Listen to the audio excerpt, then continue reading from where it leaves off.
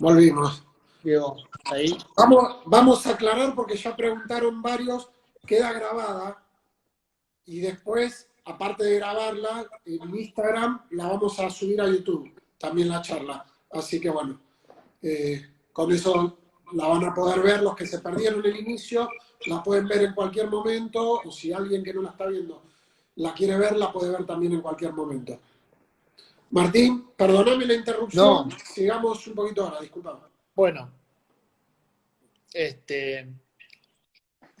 siguiendo con el embargo, vamos a ver algunos temas particulares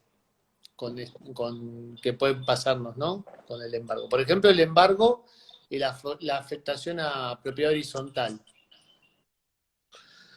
A ver, el embargo trabado sobre el inmueble, digamos, no impide el otorgamiento del reglamento. El reglamento es un acto de administración, ¿no? Obviamente tampoco la inscripción. Pero esto va a ser inoponible al acreedor embargante, con la consecuencia de que en caso de llegar a la subasta, esta pueda ser llevada a cabo en bloque, ¿no? Ahora, si además del reglamento adjudico unidades, aunque sea en condominio de los titulares del inmueble, acá voy a necesitar la conformidad del embargante para que la medida cautelar se sustituya por el embargo sobre una, varias o todas las unidades funcionales que resulten de la afectación, ¿no? Acá es caso de afectación más adjudicación de unidades.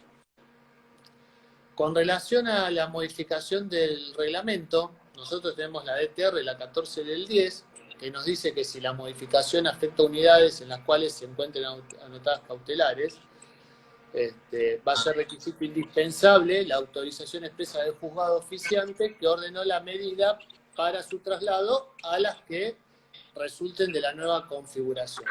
Esto es en materia de embargo, digamos, y las cuestiones que pueden pasarnos en propiedad horizontal. El embargo de parte indivisa también es perfectamente posible. La parte indivisa representa el interés que, digamos, que tiene cada condómino sobre la totalidad del bien, ¿no? En lo que es este estado, que es el condominio de este estado de comunidad de derechos. En el asiento se hace constar la identificación de la parte indivisa afectada al embargo. Y vos fijate lo que también me pasó en un estudio de títulos. Habían comprado en condominio un matrimonio, ¿no? Se había anotado mitad al marido, mitad a la mujer. Se divorcian. La mujer le inicia la ejecución de alimentos en el expediente de divorcio. Le trae un embargo ejecutivo sobre la mitad al marido. Se remata esa mitad y la adquiere en subasta la propia mujer. Entonces tenías la mujer con la mitad indivisa por la compra y la mitad indivisa por la adquisición en subasta. ¿Qué pasó? ¿O qué me pasó acá? Me quedó la mitad indivisa de la mujer sin partir, porque lo que se subastó fue la mitad indivisa. Así que fíjate cómo nos puede jugar también de diferentes formas el embargo sobre parte indivisa. Después tenemos el caso del embargo de usufructo, ¿no? El usufructo está incluido en la garantía común que es el patrimonio para los acreedores. En el asiento se tiene que dejar constancia que la medida que el embargo afecta al usufructo, y esto es tan importante del embargo de usufructo que la ETR 13 del 10 me hace pedir certificados a los efectos que no exista, por ejemplo, un embargo sobre el usufructo que voy a renunciar, por ser del caso.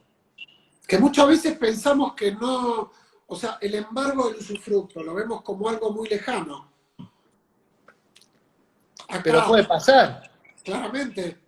Puede pasar. Se ve mejor en el embargo del usufructo sobre un campo, por ejemplo. Bueno, nosotros vemos, en provincia vemos mucho el tema del embargo de derechos hereditarios, por ejemplo, también. Yo también.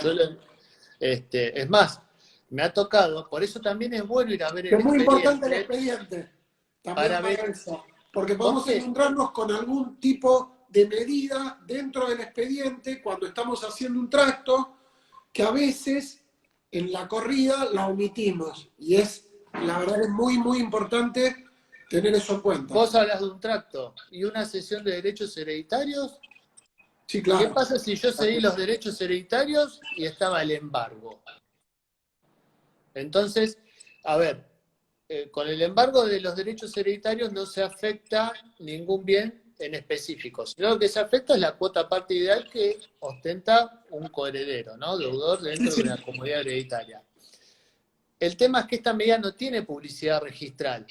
La publicidad la voy a tener en el expediente. el expediente. Entonces, Lo que quedó claro con la modificación del código. claro, a momento de partir la herencia, lo que va a tener que hacer el acreedor, ponerle si los coherederos quieren partir, es consentir la partición y él va a convenir la sustitución de la cautelar, pero que ya recaiga sobre, digamos, la parte indivisa que se adjudica el deudor en la partición. Exactamente. Como la caducidad es ajena a los casos de caducidad del artículo 37 de la 17.801, por tratarse de embargos de derechos, acá no corre. O sea que yo voy a yo voy a, digamos, extinguir la medida con el respectivo levantamiento. Acá, digamos, otra no me queda. Y después tenemos el tema del embargo, que esto, digamos, es algo nuevo en el código que trajo a partir del artículo 1170, cuando regula el boleto de compraventa, el embargo del boleto de compraventa, ¿no? Es decir, la oponibilidad frente a terceros que hayan trabado medidas cautelares. Ahí se Vamos, había no, que nos cortado. congelaste. Sí. Este, a ver, estábamos con el En el tema de la efecto frente a oponibilidad del terceros, sí. embargo frente a terceros en el caso del boleto de compraventa. Que es la situación que prevé el artículo 1170, ¿no? Cuando se refiere a oponibilidad frente a terceros que hayan trabado medidas cautelares sobre el inmueble vendido. Ahí lo que tenemos que decir que los recaudos del 1170 tienen que concurrir en su totalidad para darle, digamos, esta preferencia al boleto, ¿no? Y esto lo tenemos que armonizar. Por ejemplo, el caso de la exigencia del inciso A, es decir, contratar con el titular registral, lo tenemos que armonizar, entre otras cosas, con el 1893, el artículo 20 de la 17801, ¿no? Vos fijate que la publicidad posesoria, la publicidad cartular, de alguna manera canalizan la oponibilidad del derecho del transmitente, ¿no? Vamos a la anotación de litis, que acá tenemos algún tema importante con relación principalmente a la anotación de litis proveniente de juicio de usucapión. Técnicamente la finalidad de la anotación de litis es desvirtuar la buena fe del adquirente, ¿no?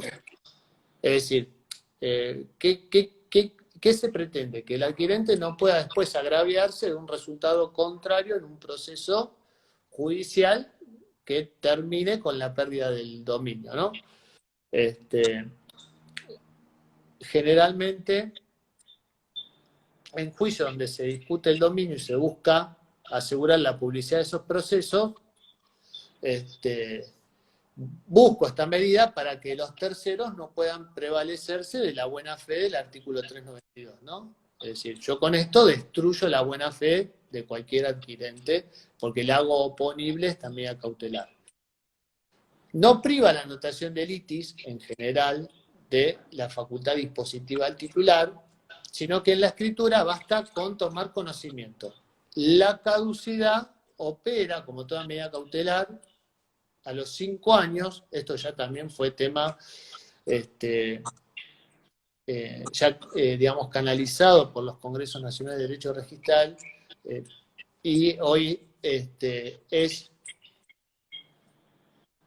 bastante armoniosa la doctrina registral que te dice, registrada en notarial, que te dice que la litis caduca como cualquier medida cautelar a los 5 años. No obstante, volvemos a decirlo de la perdurabilidad procesal de todas las medidas cautelares. Esta anotación de litis es oponible a terceros también por aplicación del artículo 19 desde la fecha de anotación, es decir, a partir de esa fecha disuade la buena fe de los terceros. Y acá también es delicado el asesoramiento notarial, ¿no? Porque estamos operando con un bien litigioso. Ahora, cuando pasaron esos 5 años, ¿bien? Nosotros, ¿qué precauciones debemos tomar? Tenemos que seguir remitiéndonos al expediente, ¿no? Sí, bueno, por eso se discute por qué la caducidad de la litis a los 5 años. Si igual nosotros nos tenemos que remitir al expediente. Vos fíjate que hoy tenemos también en tela el tema de la anotación de litis derivada del juicio de usucapión, ¿no? Es decir, Sí. ¿cuál es la razón para anotarla? ¿Cómo anotarla? Esta es una regulación que introduce el Código Civil y Comercial en el artículo 1905, ¿no? A ver, ¿qué es lo positivo de el 1905 en cuanto a la incorporación de esta anotación de litis? Es que es positivo en cuanto a que se hace oponible a terceros, es decir, yo tengo un anoticiamiento de la existencia de un proceso de usucapión de un inmueble, entonces me permite determinar esta anotación, me permite determinar que si me viene a vender el titular registral, este titular registral que me viene a vender puede no detener Puede la carecer de la posesión. posesión. Entonces, no va a tener forma de transmitir el modo. Bien. Y por ende, el adquirente no va a tener derecho real. Por eso Porque va es a faltar el modo. determinante el análisis de la naturaleza del proceso más allá Por eso, del plazo de caducidad de la claro, fianza. acá, digamos, ¿Estamos de acuerdo? el plazo de caducidad fue ya tratado también en los Congresos Nacionales de Derecho Civil del año pasado y en el Congreso Nacional de Derecho Registral del año pasado. Ahora vamos a ver en base a qué se analizó, qué se concluyó y cuál es la postura del registro, ¿no? Es decir, a ver, ¿por qué te dicen que no es una anotación de litis en el sentido de una cautelar? La anotación de litis del 1905. Primero, porque el juez no puede examinar si hay verosimilitud del derecho, ni peligro en la demora, ni contracautela. ¿Por qué? Porque el código te dice que el juez la tiene que dictar obligatoriamente. Entonces, lo único que tendría de cautelar es el nombre. Si no es cautelar, tampoco está alcanzada por el plazo de caducidad del artículo 37. Entonces, como toda medida no alcanzada por el artículo 37, como vimos el embargo de derechos hereditarios, el asiento se cancela por el levantamiento. En Esta este es la caso, Martín, postura. perdóname que te interrumpa, en este caso porque me parece buena la pregunta que hacen, recordemos que las preguntas las podemos hacer a lomasdezamora@colexva.org.ar y Martín las va a contestar, las que necesiten, pero en este caso me detengo porque es bastante interesante la pregunta, si en el caso, me imagino que habla puntualmente de la anotación de litis, una vez que hayan transcurrido estos 5 años, es recomendable ponerla en el texto de la escritura, indicarla en el texto de la escritura. Mirá, a ver, con el tema vamos a poner el tema del embargo de cualquier cautelar caduca, hasta una hipoteca caduca. Si yo fui Sí. a ver el expediente y el embargo está caduco y no peló, digamos, la conversión en ejecutorio, para mí la caducidad registral extingue la medida, no existe. Es decir, no la Perfecto. relaciono. Bien. El tema de la anotación de litis, yo le daría el mismo tratamiento. ¿Por qué? Porque obviamente todo depende del estudio del expediente. Yo fui a ver el expediente está, no sé, archivado o no tiene sentencia, la cautelar también está caduca. Pero acá el juicio puede derivar en la pérdida del dominio. Entonces quizá sea prudente dejar constancia que se asesoró al comprador en cuanto a los alcances procesales de la medida cautelar que figura en el asiento, ¿no? Por el tema del fin de la litis, de la finalidad de la medida cautelar. Pero, digamos, el tratamiento registral es el mismo. Pasaron los 5 años, fui a ver el expediente. No está la sentencia, listo. La cautelar caducó.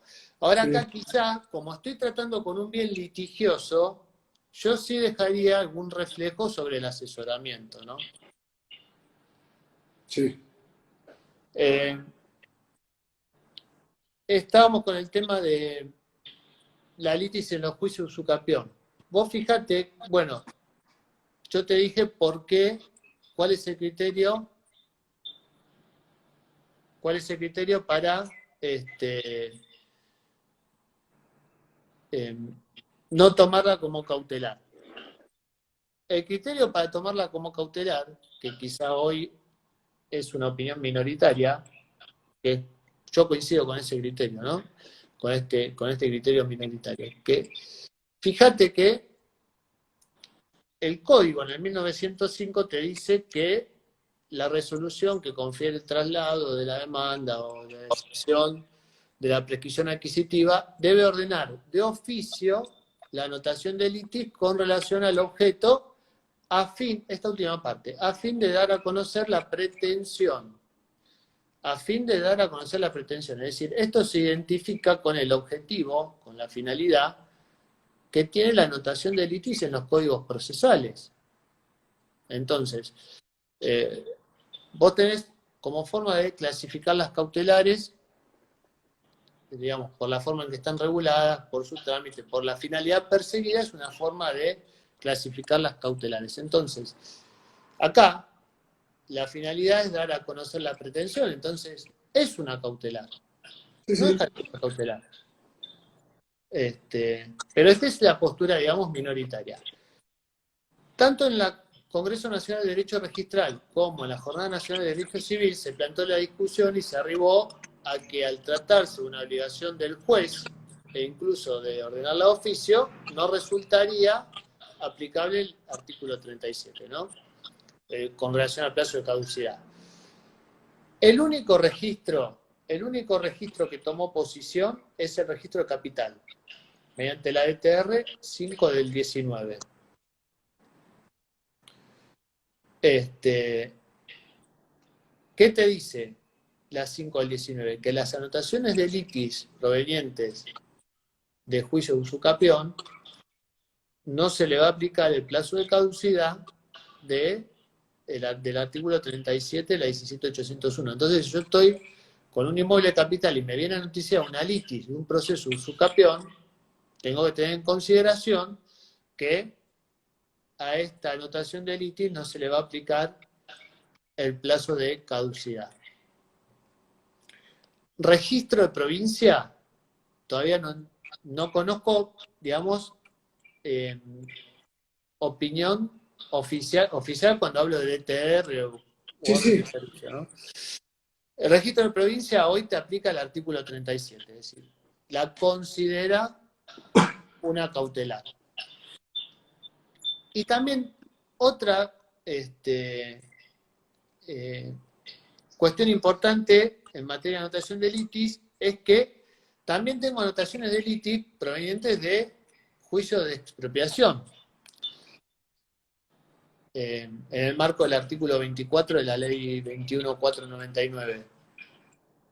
En ese caso, la litis anotada en el registro de la propiedad, desde el momento en que se anota, produce la imposibilidad de disponer el bien.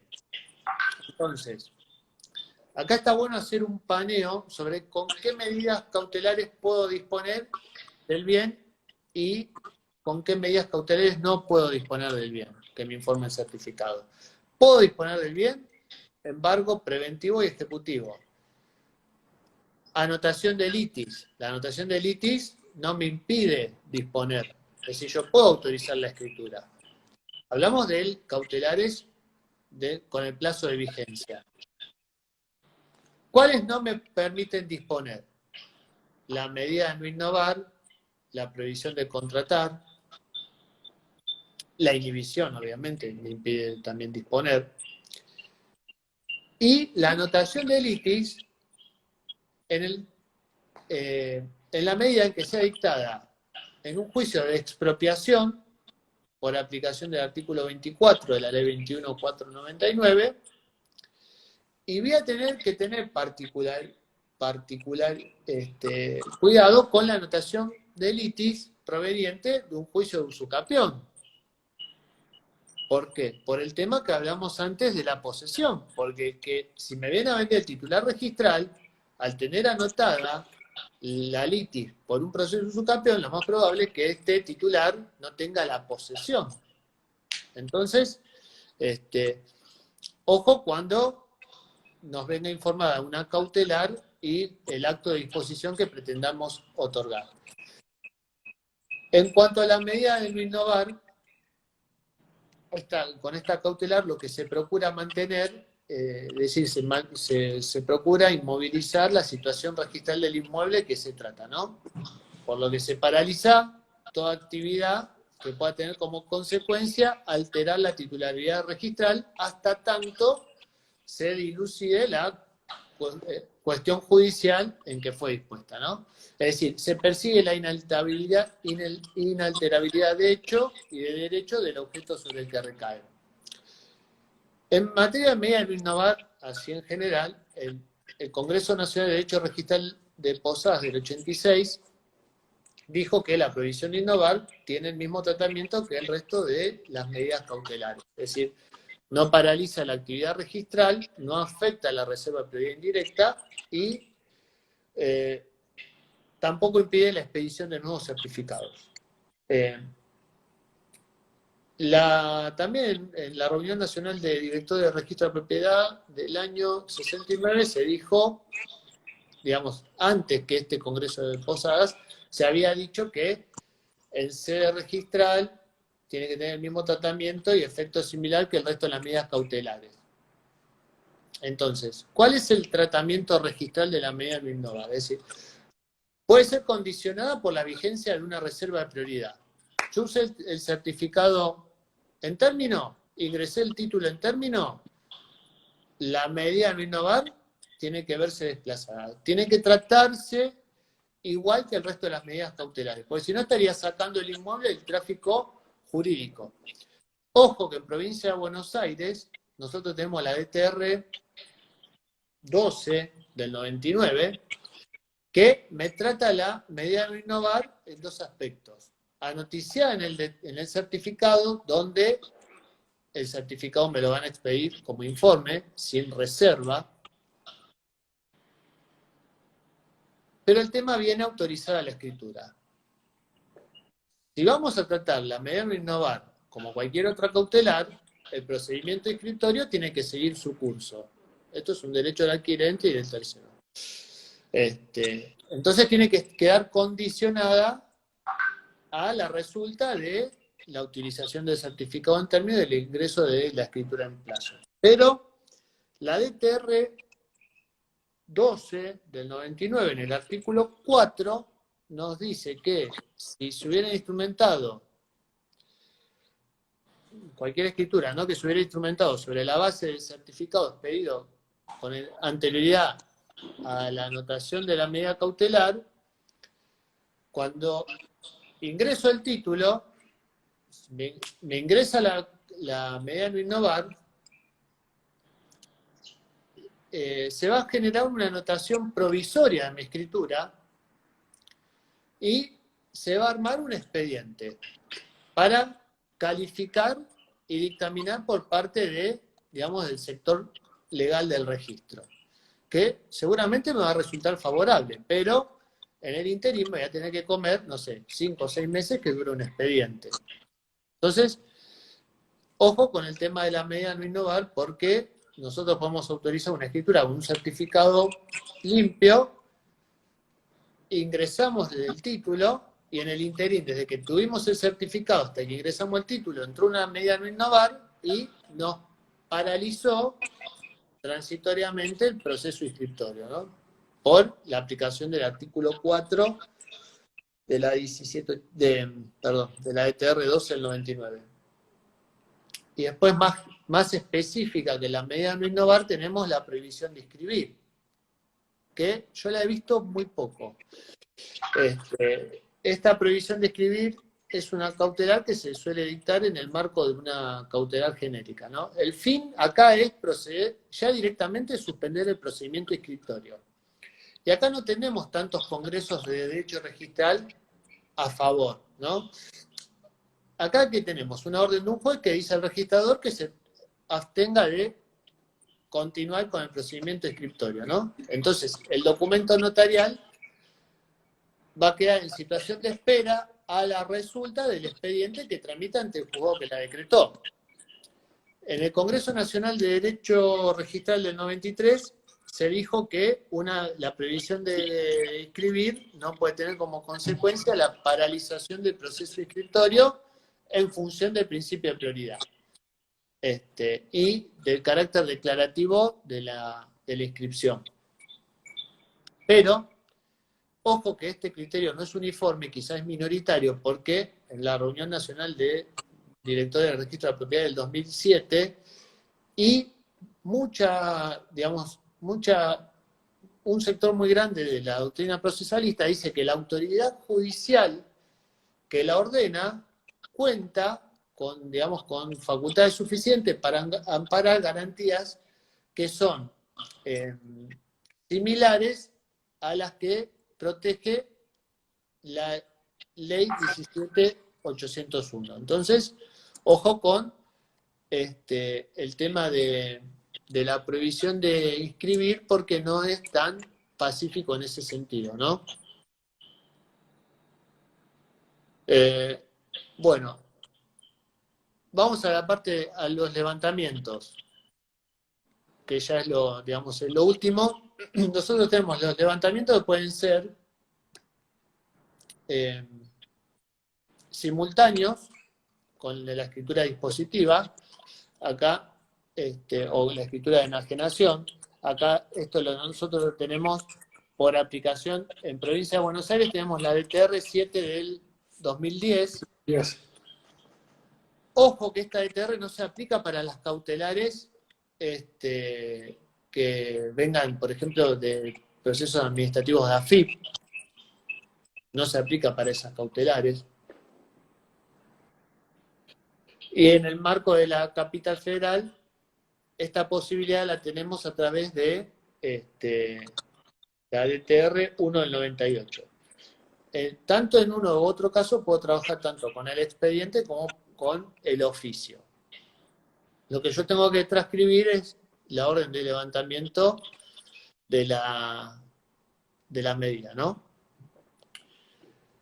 Ya hablamos que la extinción puede ser por cancelación o por caducidad, y la otra forma de levantar la cautelar también es el levantamiento de la otra forma de levantar la cautelar es mediante el levantamiento de la medida al solo efecto de escriturar. Bien. Que ahí es para el acto específico para el que, digamos, se ordena. También puedo levantarla, yo puedo tener el pago y no la orden del levantamiento. Entonces ahí el levantamiento va a ser al solo efecto registral.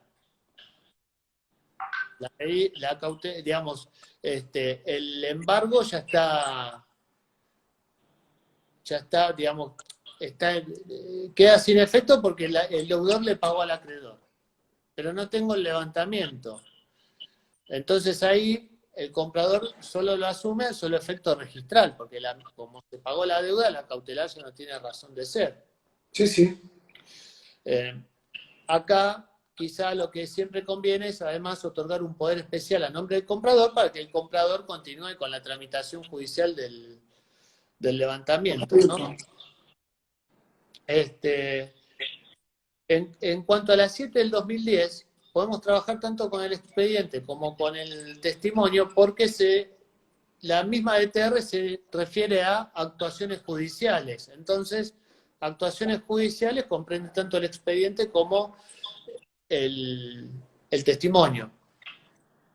La DTR1 del 98 de Capital, en ese sentido, no me dice nada. El levantamiento del solo efecto escritural, esto hay que aclararlo, solo es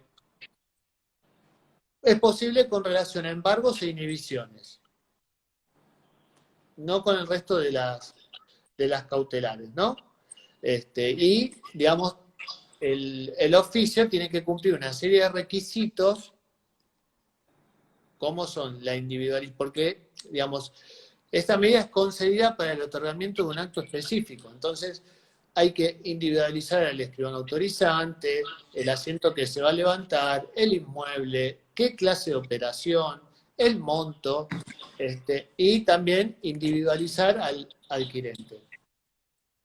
Ahí nos pregunta Gastón Mavera si en este caso se trata de un reconocimiento de embargo al solo efecto registral. ¿En qué caso? En este último.